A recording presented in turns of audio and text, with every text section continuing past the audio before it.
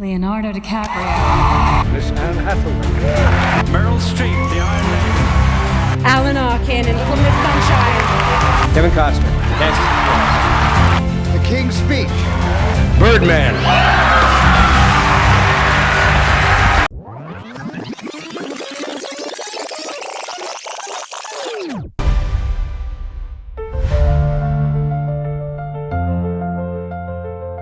I'm Connor Old, and welcome back to another episode of Redoing the Oscars. And this year we're looking at the 2008 Oscars, a bit of a controversial year, a year that changed the Oscars for the better, I would argue, because of some important events. We're going to be talking about that context, why I think Anne Hathaway should have won the Oscar, as well as an alternative unnominated pick before trying to settle ultimately, did the Academy make the right choice? But if you're new to the series, welcome. This is what I've been doing every week since 2015, going year by year. Next week will be 2007, the next after 2006, and choosing one of those top 5 premier categories. Director, picture, one of the acting categories, so I guess technically 6. And trying to pick one category in each of the years that I think that maybe we can redo and adjust things and maybe fix the path of the Oscars to think at least what my personal opinion is. As always, I'd love to hear your thoughts in the comments down below. You guys have been great with sharing your own personal picks, and I'd love to hear that as well. Try to pick one movie that didn't win in a category. You don't have to do Best Actress. In this case, you can do one of the other categories. And then also maybe give a pick of someone who didn't get nominated at all. Sometimes it's fun to also look back and go, hey, maybe with cultural legacy, this movie actually would have been in consideration. But with that out of the way, let's jump into things. We always like to start off with that context that I teased at the top, the 2008 Oscars. And when I think about the 2008 Oscars, I think of this as the Dark Knight Oscars. Even though The Dark Knight wasn't nominated for Best Picture, in many ways is the representation of how this is seen from a historical point of view. That is to say, the fact that The Dark Knight wasn't nominated for Best Picture, I think was a huge wake-up call for the Academy and their kind of divergent tastes from the general public. This was the biggest movie at the time, made the most amount of money, was also celebrated critically as one of the best superhero movies of all time pretty instantly. Iconic performances from Christian Bale or Heath Ledger, and yet it wasn't nominated. And the lineup that was nominated, even at the time, but particularly looking back on it, were a bunch of kind of middling dramas that not a lot of people were going to remember in many years' time. So it was such a kind of large outcry that the next year, in 2009, was the first year where you had an expanded lineup of 10 nominees, in part because the Academy wanted to recognize their diverging tastes from the general public. An Academy at one point in which would give the biggest movie of the year, Titanic, just 10 years earlier in 97 or 11 years, Best Picture. They would give it not only Best Picture, but a bunch of other Oscars. Lord of the Rings, they were awarded. These were kind of big movies of the year. And yet it did seem over the past few years, and we mentioned it last week's episode as well, the kind of diverging tastes between the indie and the mainstream. But this was kind of the Academy's response to that. This was the last year in which we had a total of 5 Best Picture nominees. Then we expanded back up to 10. Then there was a fallow period of technically only 8 or 9. Now it's all the way back to 10 as well, in part to reward these kinds of movies because of the snub of The Dark Knight. But we're not going to be talking about the Best Picture winner because I think the Best Picture winner is pretty solid. I like that Danny Boyle has a Best Picture. I think the movie is generally still well-liked and a good representation of this time. And that's the other thing when I think about this Oscars year, I think of it as the Dark Knight Oscars and the year it got snubbed and the year the Academy kind of recognized its own bias against blockbusters. But then I also think of this Oscars as the kind of Indian Oscars, the Bollywood crossover with Hollywood. Of course, you have, sort of Indian film winning Best Picture here with Slumdog Millionaire, but it was a huge hit at the box office as well. It is an English film, in English, but set in India, has a lot of inspirations from Bollywood cinema as well. And it seemed like a bit of a moment where this was a movie that was going to be dumped and go straight to DVD, ends up winning Best Picture. And then you also have, movies like Rachel Getting Married, which we'll talk about today, in which the main wedding theme of the film is this Indian wedding, even though neither the bride or the groom are Indian themselves. It was this kind of period of India being kind of trendy and popular. I think of this kind of as like the Eat, Pray, Love period as well, with 2 years prior, with how big that book was. There was kind of an injection of Indian culture and sensibilities within kind of mainstream Hollywood films. And we see that with some of the nominees here, in particular by something like Slumdog Millionaire, but even movies like Rachel Getting Married.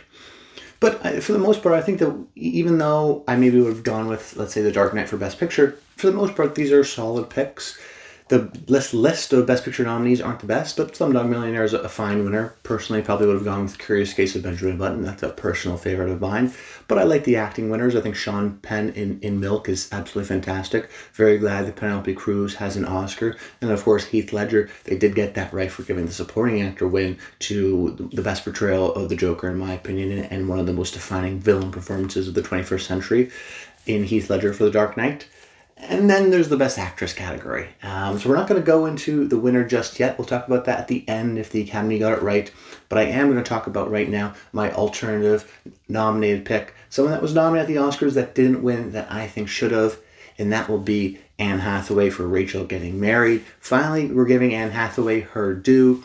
I took away an Oscar for her, about 4 weeks ago now, when I said Amy Adams should have won in The Master instead of Anne in Les Miserables. But I knew that because we knew we were going to give her an Oscar here for Rachel Getting Married.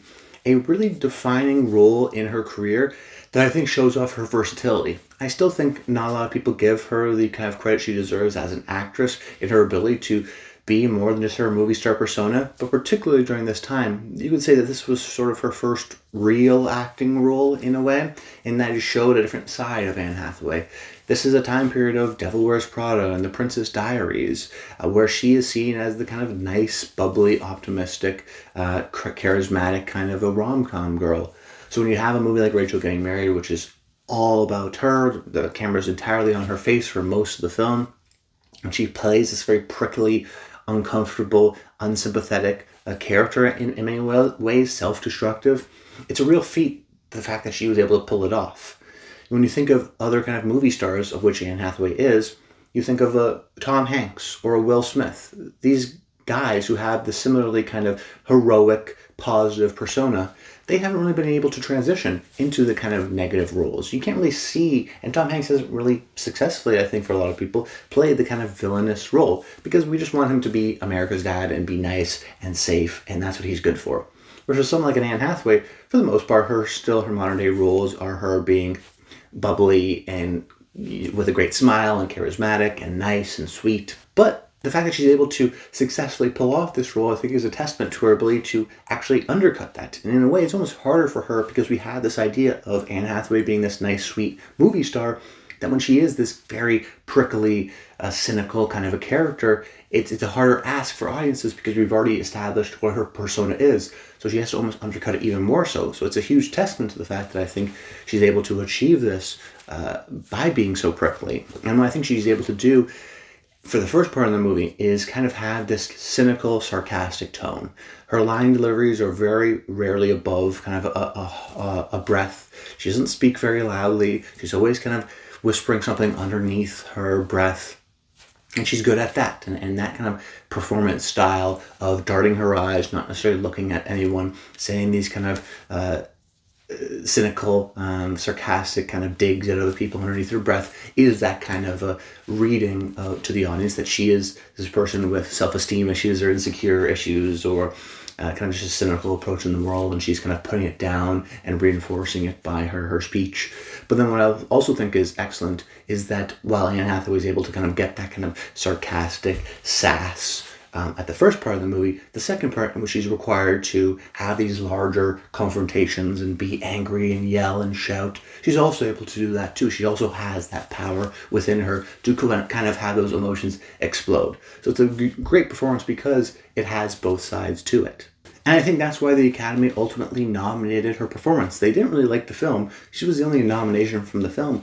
But because there was such a testament to the fact that you had this sweet, bubbly rom-com girl who actually does a serious movie and nails this deep character drama very well, I think that was a huge testament to her versatility at this critical point of her career. And then looking back on it now, it does feel kind of still like a rare performance because she hasn't done this too many times before. And what I love about the movie is that it reminds me of a performance like James Caan in The Gambler or Gina Rowlands in A Woman Under the Influence, in which the camera is on one person for most of the movie, and we see them kind of self-destruct and implode and know what the wrong thing is to do, but still kind of go down that path anyways.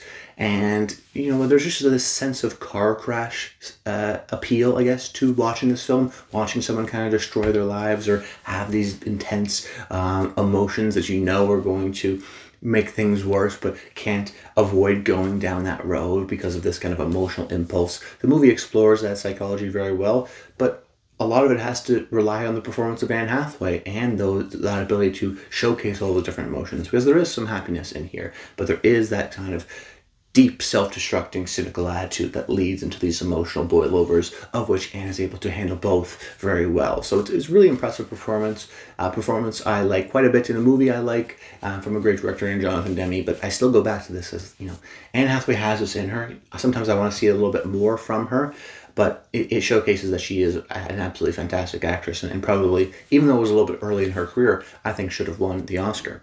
Then my alternative unnominated pick, a person that wasn't in contention really for the Oscars, but I think at least should have gotten nominated, and that's Amanda Seyfried for Mamma Mia.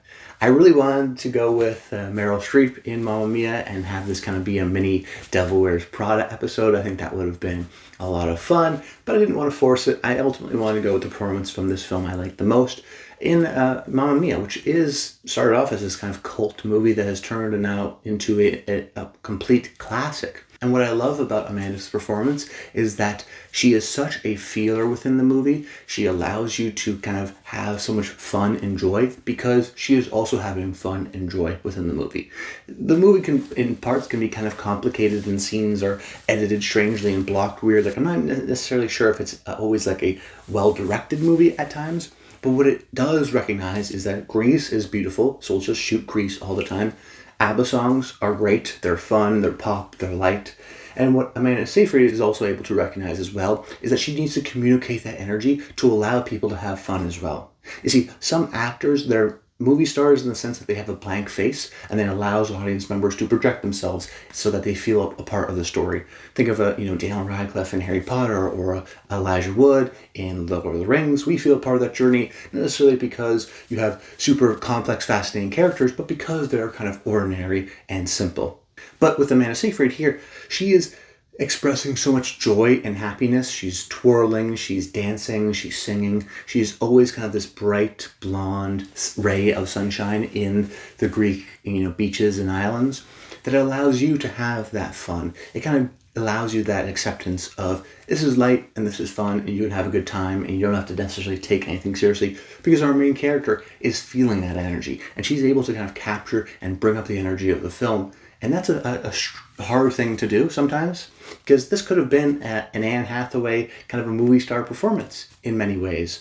But it's not, and I think Amanda does it a little bit better just because Anne Hathaway maybe would have tried to get a little bit more of the complicated aspects or try to look for a character. And I don't necessarily think this is a movie in which our main character needs to be complicated or have a lot of emotions. That's not the role. The role is to bring up the energy of the film, is to invite people to say, it's okay to have fun, it's okay to laugh, it's okay to dance, and have that kind of ray of sunshine at the center, of which Amanda Seyfried just absolutely connects with. Absolutely. I don't think she's that complicated or has these internal thoughts going on or is, a deep character study, and that's not what the movie's asking her to do.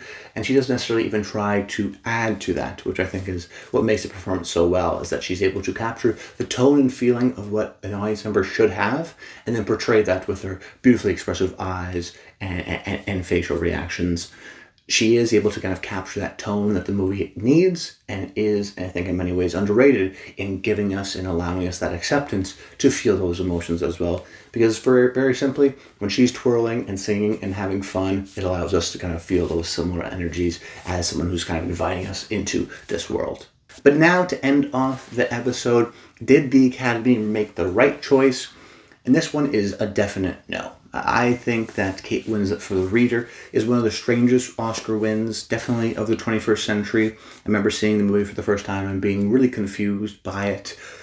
Kate Winslet's a legendary actress, and I'm glad she does have an Oscar. But with some other actors who kind of get their quote-unquote It's Time Oscar, think of a Julianne Moore for Still Alice or Al Pacino in Sentimental Woman. Those movies aren't my favorite performances of those performers, but I still like those movies. I still like those performances. Like, I get it. It makes sense that Al Pacino, who plays a blind man and has this gregarious, over-the-top personality, is kind of a choice for him, and therefore he was rewarded because of that. Similarly with Still Alice, Julianne Moore, it's a showy performance. The Reader, though, less so. I mean, I don't think it's aged very well as a movie. The fact that she's a Nazi, but we're supposed to sympathize with her because she takes her top off.